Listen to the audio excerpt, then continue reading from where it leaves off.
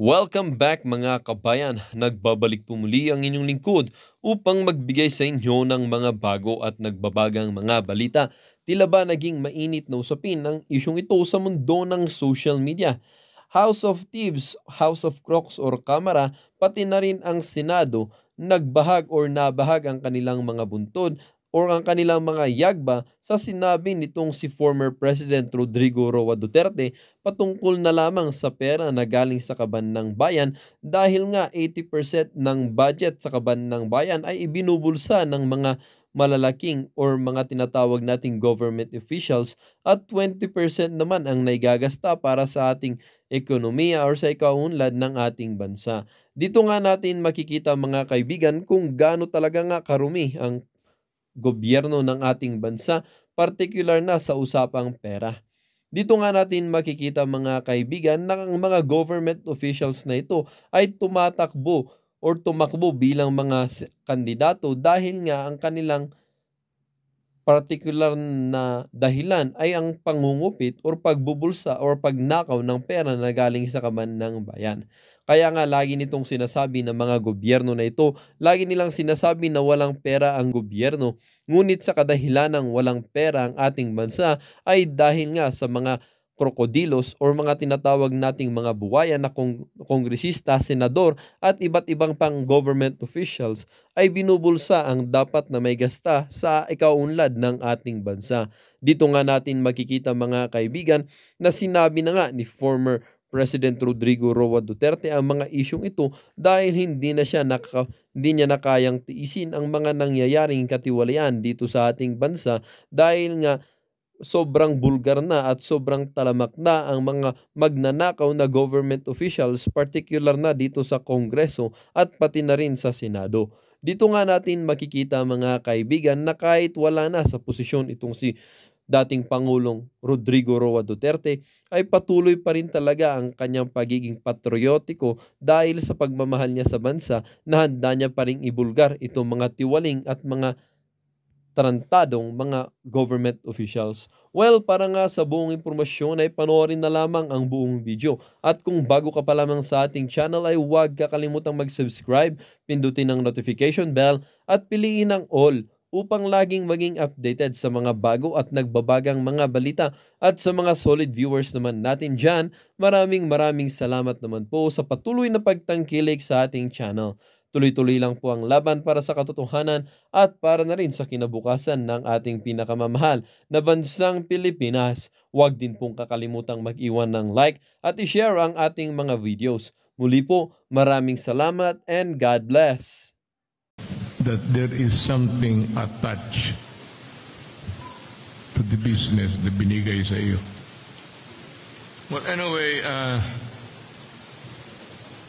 babasahin ko ba itong ano? May naisip, matanda na talaga ako.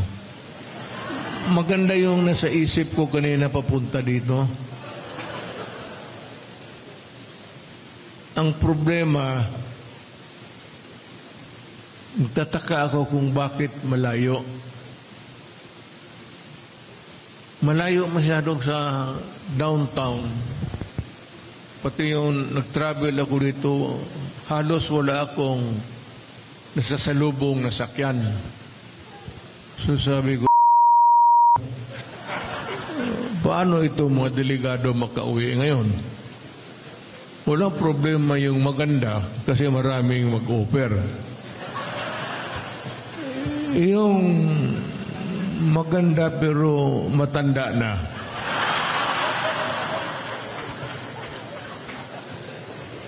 Sabagay, may maraming matatanda naman dito. Ito si Bato, medyo may edad. Wala nang ang buhok eh.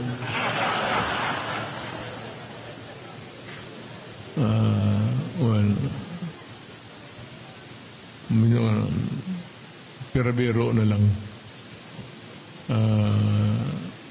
I am glad that nakita-kita tayo dito. Pero may ano talaga ako kanina. I had something na gusto kong sabihin sa inyo. It's about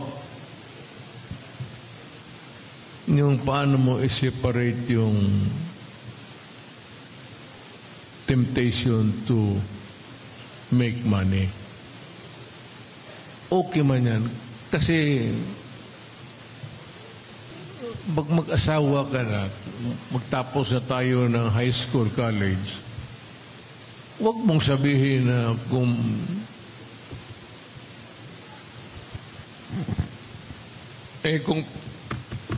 paganoon ka, 5 ang anak mo, paano mo suportahan sa sweldo yan? Ngayong imam, you have to, even if you're a politician, you have to have something extra. Hindi pwede yung sweldo mo. So yung magganon, marami yan. Maybe most of you will join government. Ito pala yung, itong government service. Fundamentally, it's not really something which would really be highly profitable. But if you are content with just the simple things in life, government service would be good. Na hindi ako pupunta ng malayo, total tapos na rin ako. Whether or not in your judgment I succeeded o nagnakaw ba ko o hindi, nasa inyo na yan eh. Hindi ko mapipilit. I cannot proclaim to the world that I was the most honest public official in the land. Nor would I say na ako yung pinakamaraming, alam mo,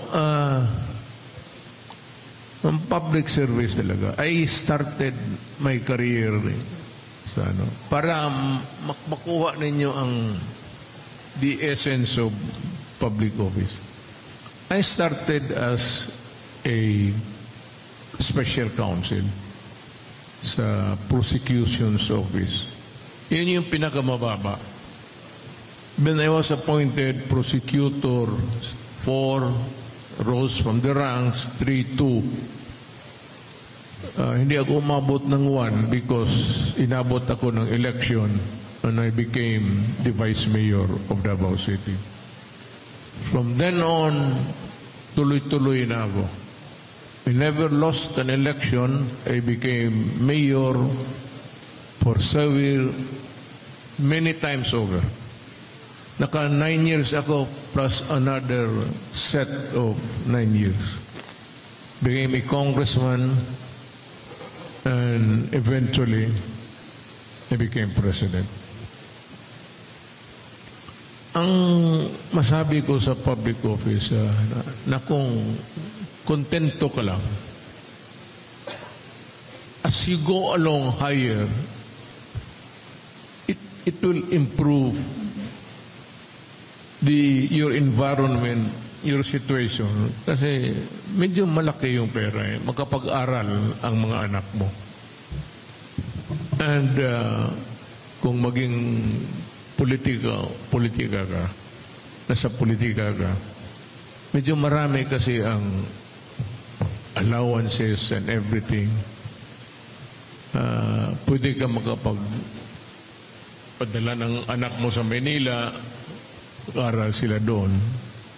Pero kung sabihin mo na 10, hindi na kaya yan. 1 or 2 or 3, pwede ka makapag-aral lang. Just like my father. My father was governor for 3 years plus. Nakapag-aral kami, ako, pati yung kapatid ko. Yung iba, dito na. Lumalaki na kasi yung expenses. Bata pa kami. Medyo kaya pa. Pero yung lumalaki kami, nag-asawa na, kailangan na ng tulong yung iba. Medyo lumiit yung, so sila, dito na lang kayo. Kasi yung mga kapatid ninyo, may asawa na, kailangan ng tulong. You know, when you get to start in life, you are not that well off. Ang akin lang, because from a prosecutor, I was lucky enough to be a mayor and then eventually president. Noong na-presidente na ako, wala ng kasos kasi halos tapos na lahat. So yan lang ang maano ko sa inyo, that maybe kung naisipan ninyo to join the public service, not politics, okay yan. Maganda. If you are sincere and you are really competent in your estimation na kaya mo, try it. Give it a try. Dito sa harap ko, marami na akong nakikita dito na sa politika na. And they're making good. Yung perception na wag ninyong disabuse the mind na yung mga politiko na sabihin mo na dyan sa politicians rather na nasa gobyerno. Meron, pero hindi lahat. It depends on the opportunity sa office. Lalo na yung walang accounting. You can get the money and spend it just like as if it is your own. And there is probably no strict audit or an accounting for that money. But kung ikaw matino ka, you will gawin mo lang yung tama. Ayaw ko nang mamalayo kasi wala akong maituro dito na hindi ko kilala kung anong history nila. But ako started as a special counsel, prosecutor, then mayor, eventually diretso ako sa presidency. Nadumaan ako sa presidency. My life is an open book. Kung saan ako nanggaling noong mayor pa ako, vice mayor pa ako, naging presidente ako, pagkatapos ko sa public service, nung fiscal pa ako, yung bahay ko sa Dunya Luisa, ganun na yun. And yet nakapag-paaral ako sa kanila. Sa ibaw ng pera, ito, pinaaral ko sa San Beda kasi galing ako doon. Bingbong, Medialdia, College of Law, San Beda rin yan. Ito po rin iba, dito ko na sa si Inday, dito lang yan. Ito sana kasi gusto kong kumuha ng law. Ang nangyari, common law lahat.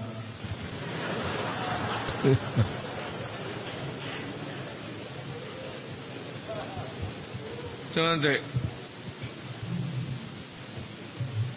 sabi ko kumuha ka ng law. After a few years, common laws na lahat. Ganun talaga sa buhay. Ginusto ko man. O hindi mo makuha lahat. So, ganun lang ang short of relating to you what are the venets of life. Dito tayo, magkikita man tayo muli. It's a long way.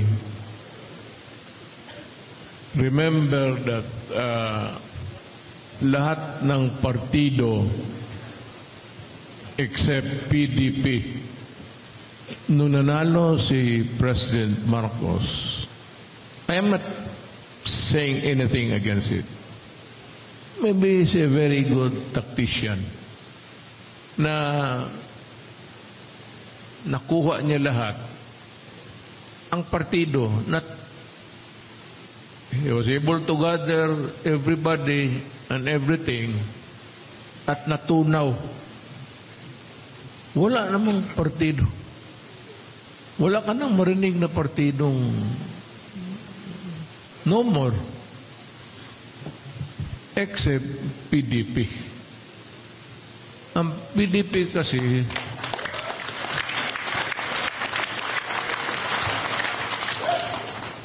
kasi hindi ito back up ng milyonaryo. Sa totoo lang yan ang ano dyan. Wala itong bata-bata na ito kandidato ka sa tobacco, ito kandidato ka ni no such thing. Ito kay Ramon ka, kay Lucio ka. Wala sa PDP yan. Wala talaga. I don't know sa order. Kami dito wala.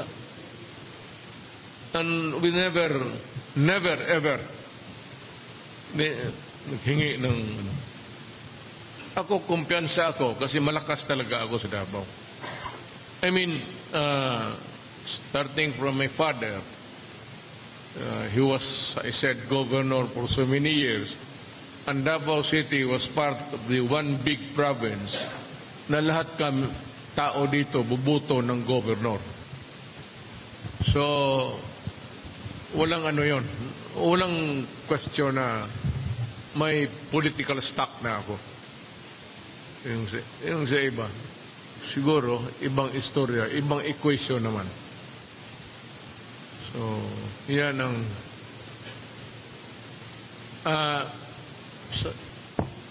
alam mo, elections are coming in. Remember that lahat ng mga partido na pumunta kay Marcos, I'm not saying anything against it. It is good. It shows the markmanship, target ng ubusin kayo. Pero ang nagpaiwan kasi, ang talagang nagpaiwan, whether most vocal or in some places silent, pero nandito pa rin sa opposition ang PDP. Yan. So, in a democracy, whether you like it or not, there has to be some form of dissent. Alam mo, sa demokrasya, you define democracy. Sabihin mo lang, it's a system of government without dissent. And that is not democracy at all. Ang essence ng democracy is kung may gusto mong sabihin karamihan, kisihuda kung 1,000 kayo, magsabi ito, at may isang tao lang magsabi, hindi tama yan. That is democracy. But kung magsabi, that, hallelujah, that is dictatorship. Kaya kailangan tayo, nandito man tayo ngayon sa, hindi man tayo identified. Well, you had your heyday. I was the president a few years ago, and I hope na nakatulong ako sa inyo personally. But if not, then I hope that you'd recognize my effort really to just run government in a most regular way. Huwag na yung extraordinary. Regular na lang tayo kasi yun naman ang kaya natin. So, nandito tayo uli. Nandoon lahat. Nandoon lahat ang partido. At alam ko matutunaw yan. At the end of Marcos' term, magre-regroup pa yan. Mag-aaway pa yan. While ang PDP, established na tayo, wala na tayong pag-aawayan. Yan ang totoo. at wala tayong sinusunod, believe man tayo kay Marcos. No problem about it. Marcos is good. Give it to him, the honor. Marcos is excellent. Walang problema. We will agree para wala na lang gulo.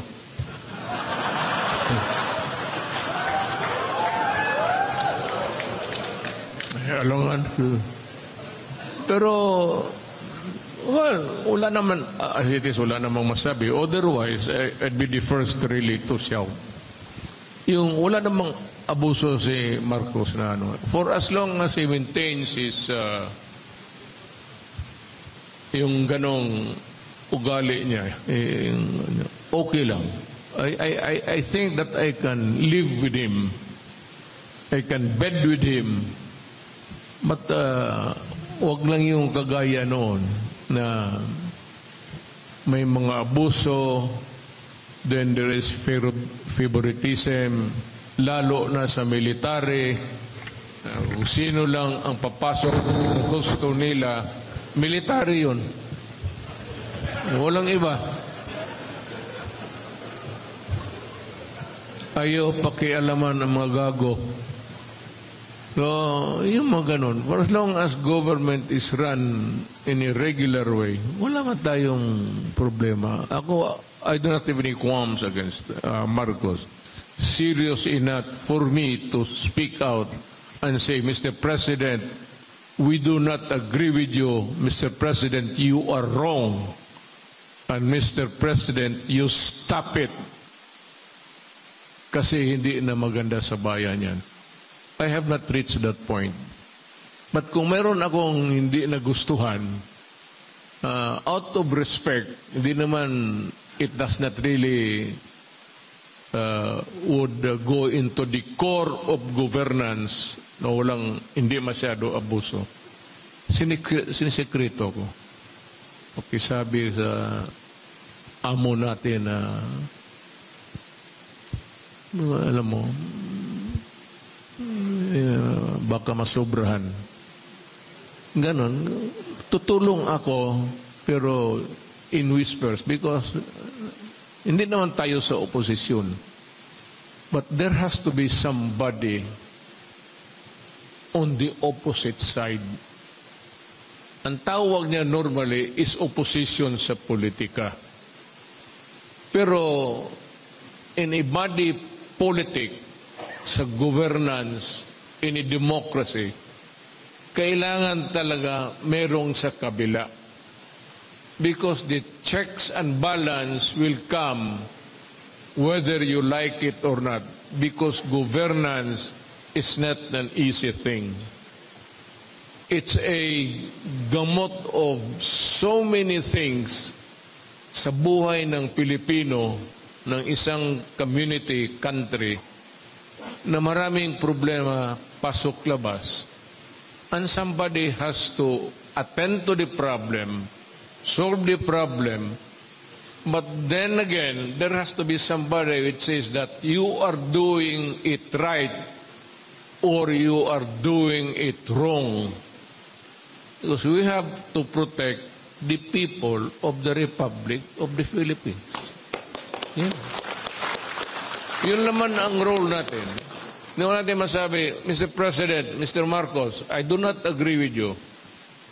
You correct yourself in 1 month, otherwise we go to the rebel side.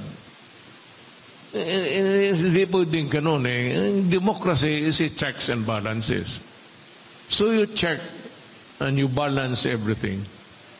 And it is up to, nandiyan nga yung press freedom. What would carry the voices of yung administration, pati yung opposition, would be the freedom of the press as guaranteed. At importante talaga yung press.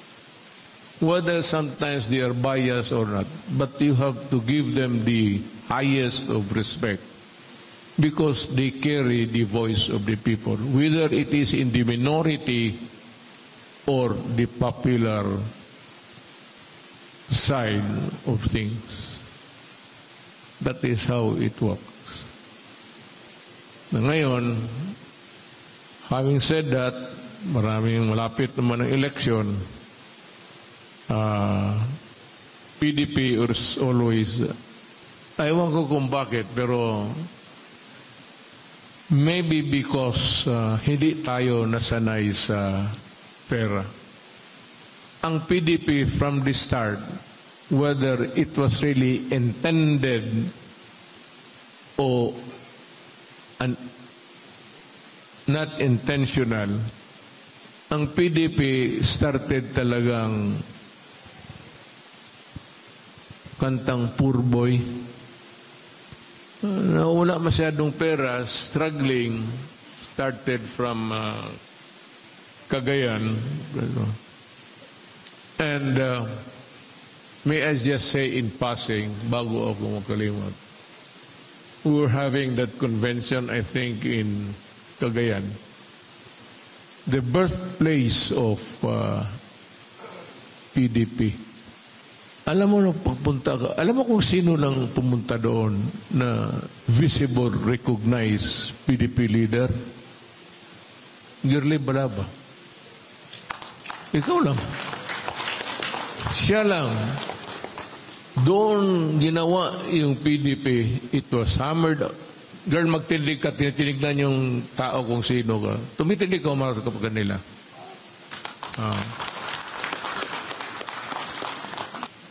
Mag-i-eleksyon na. Nandiyan na sa kanto. Ang PDP walang pera. Nag-umpisa ang PDP walang pera. Hanggang ngayon, wala tayong backer. Walang pera. Kaya,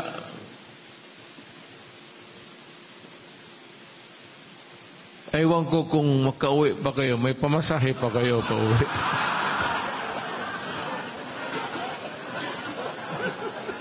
I do not even know if we can go home. Baka yung iba maglakad pa.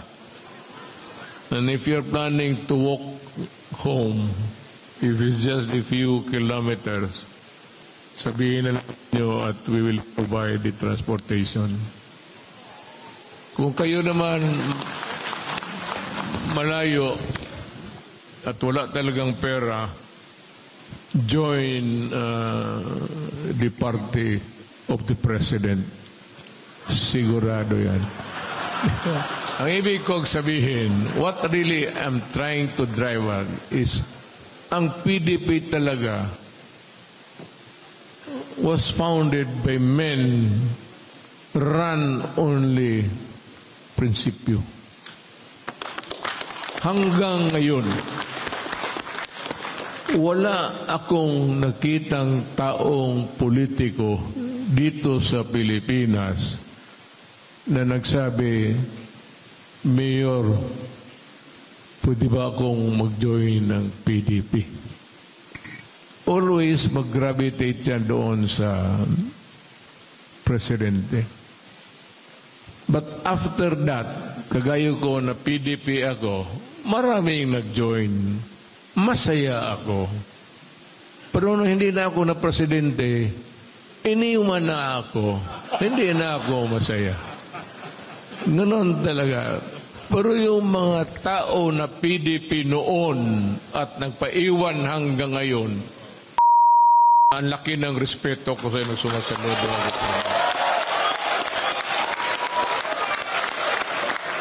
At kung sakali tatakbo man kayo, sabihin ninyo wala kayong pera, we will raise the money. Kasi more or less, hindi tulong na under the table. Yung tulong na nagtayo ng mga, itong malalaking multinationals. Pwede man ako maghingi na sabihin na,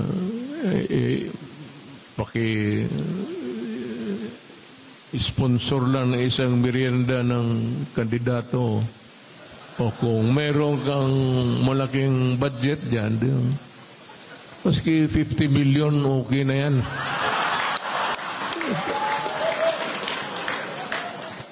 Tumutulo itong yawa na ito.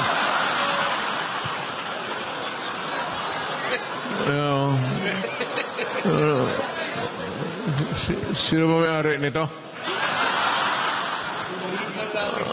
Ito, ihi ng tike o...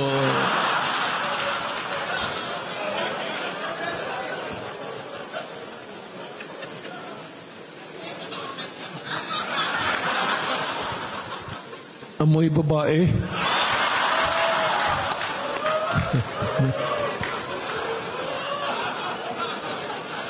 May second floor siguro ito.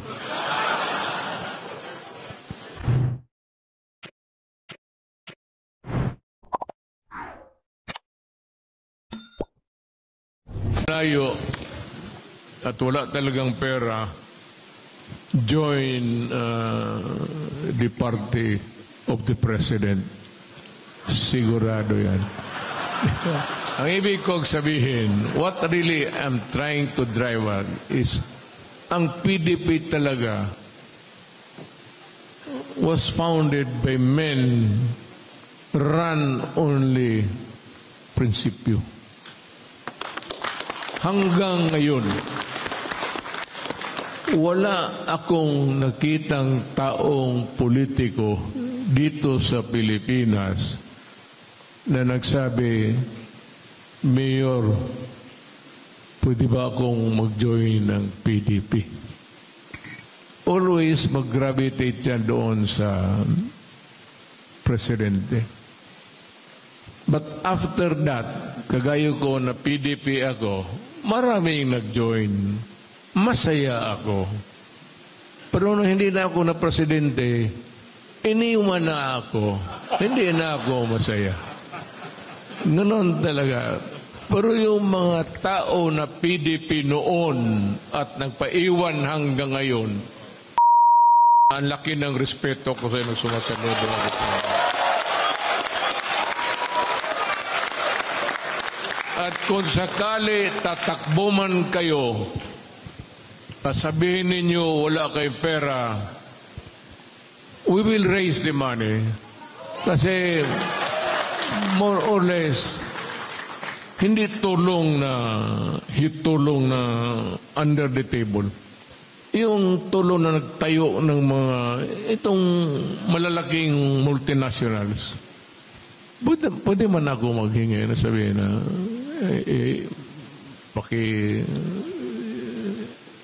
sponsor lang ng isang merienda ng kandidato. O kung meron kang malaking budget dyan, maski 50 million, okay na yan.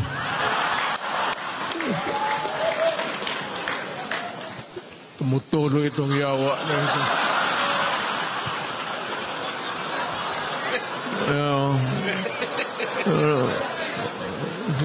Sino ba may-ari nito?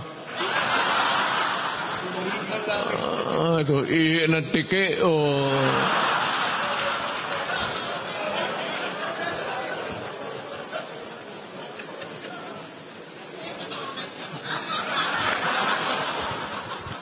Amoy babae.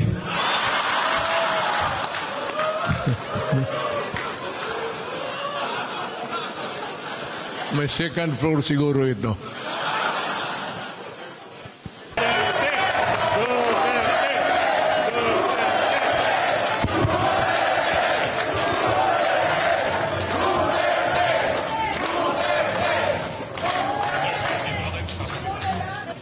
Mapo po kayo.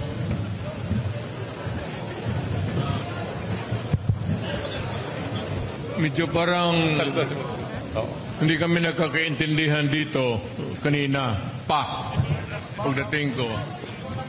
Because I thought all the while that the party, PDP, at this time would be ready to announce a senatorial slate. At least ilang yung tao na galing ng PDP na gustong tumakbo. Apparently, last minute discussion was that we are not ready to do that. Pero wala naman tayong pag-usapan, wala naman akong ibibigay sa iyo ng pera, wala man tayong pera.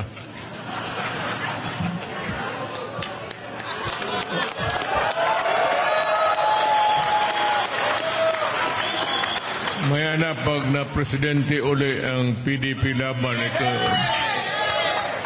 yung si Robin Padilla, alam niya kung paano gastusin ang peace and order pati discretionary fund. Tuturuan ko siya yung legal na walang nakawan. It goes with the BD office, ganun yan. Pabiro lang yan. Pero meron ang presidente, kagaya ko, wala naman talaga akong pera, either as being mayor for so many years, wala talaga. So, parang meron sa gobyerno, at ang gobyerno naman hindi hangol eh. Hindi, ano ba sa ang hangol? Ano bang antang? Hangol sa Tagalog. Matakaw. Hindi matakaw.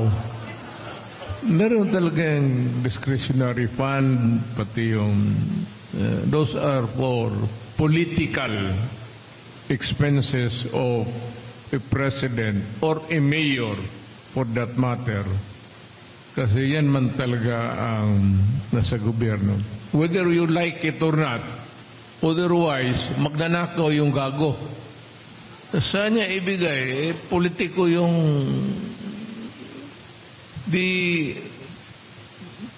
position itself is political. Now all you need to do is a meager amount to get into the office. Once what you are there, you have to dispense with so many problems of humanity, including expenses for election. But more of the money would go to itong mga social services. Baka akalain lang rin ninyo, hindi naman lahat na may pera. Walang pera sa ano. Mauubos talaga sa pangangailangan ng tao.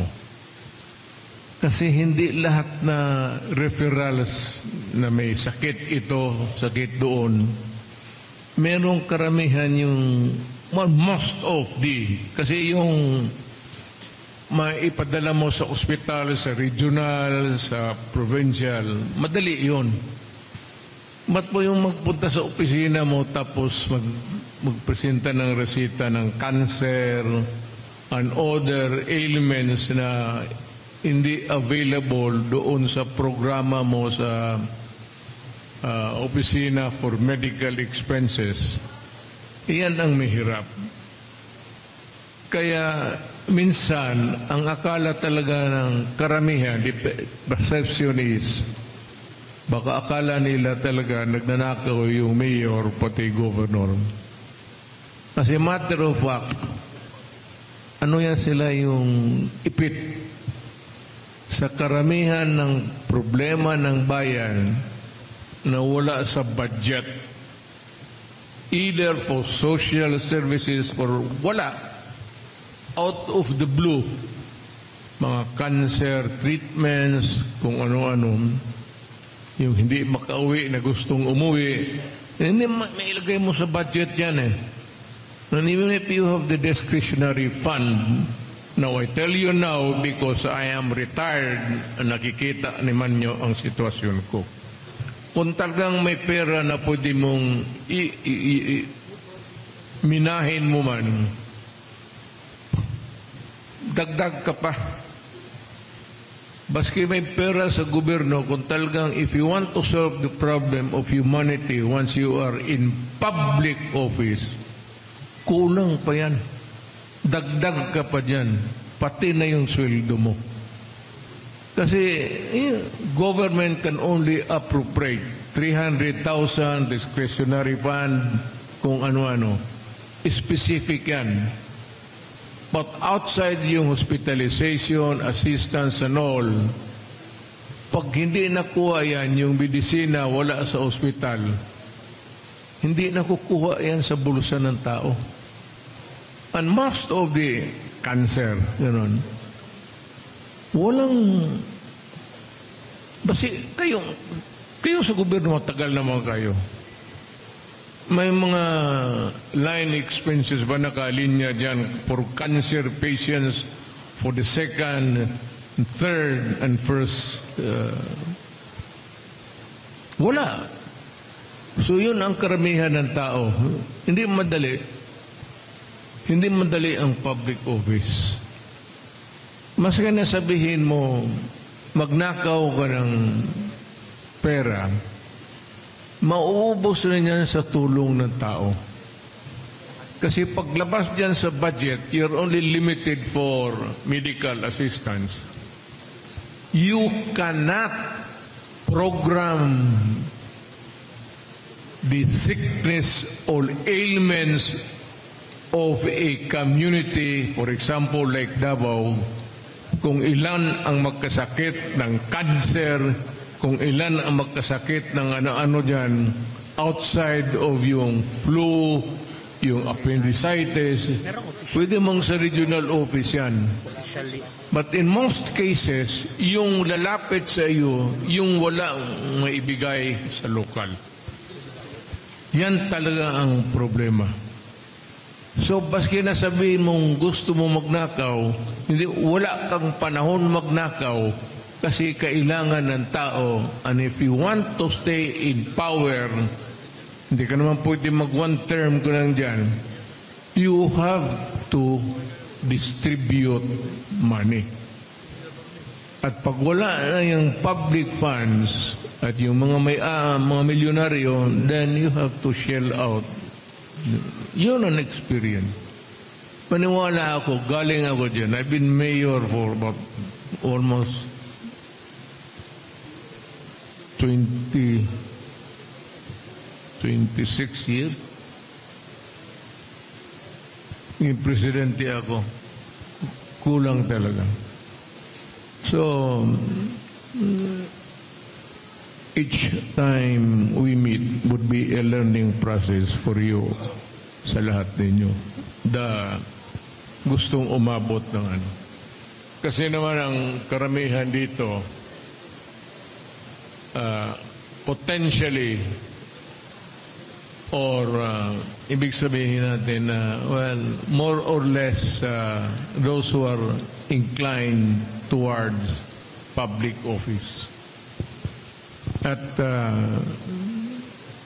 makita naman ninyo, lahat ng nagsilbi ng mayor sa inyo, gobernador,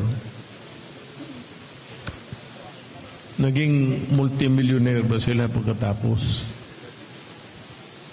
I mean, on a practical side, kita ba ninyo yung mayor ninyo may asyenda ng coconut plantation? No? It's always, well, of course, you go into public office to serve, and whatever money is there, aplenty, but walang opisina may sobra para nakawin mo. Unless yung ibang opisina.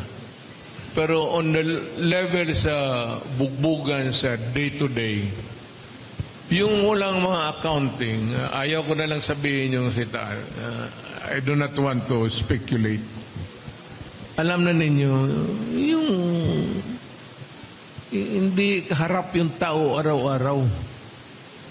Pero yung mga opisina, mayor, baski na hindi elected, walang araw-araw talagang mapipilitan kang magastos. So at the end of the day, yung masabi ninyo bigyan ka ng 300, bigyan ka ng 300, 400, half a million.